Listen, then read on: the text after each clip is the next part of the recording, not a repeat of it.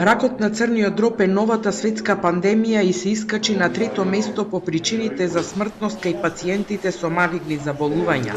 Околу 900.000 луѓе во светот лани починале од овој канцер, а бројките и кај нас загрижувачки растат. Во изминатиот период направивме анализа и видовме дека трендот на пораст на хепатоцелуларен карцином во нашава држава го следи трендот во европските земји, што значи дека е во пораст. Причинителите се хепатит Б, С, неалкохолен масен црн дроб и алкохолизам, кој за жал е со висок процент кај нас.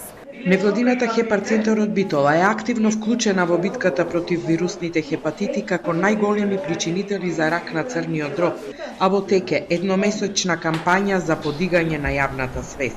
Мислиме дека треба да се работи многу на превентивата, раната детекција, пред се и со тоа да се даде можност на сите во генерална популација, барем еднаш годишно најмалку, да прават одредени контроли на ова заболување, каде што веќе се преговара со Министерството за здравство и Фондот за здравствено осигурување, да се овозможи некаков си центар кој ќе биде наменет директно за црнодробни активности. Нема официјални статистики колкав е бројот на заболени од вирусни хепатити кај нас, но се претпоставува дека има 20.000 пациенти или 1% од населението.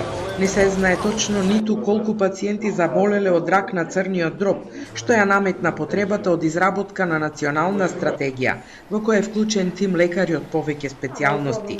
Целта е рано откривање на болеста. Оно што нас многу сериозно не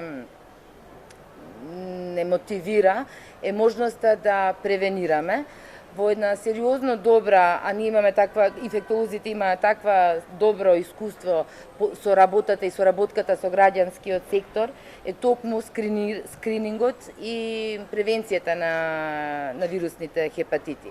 Веќе 2 години на инфективната клиника во Скопје дел од пациентите заболени од вирусен хепатит се лекуваат со иновативна терапија.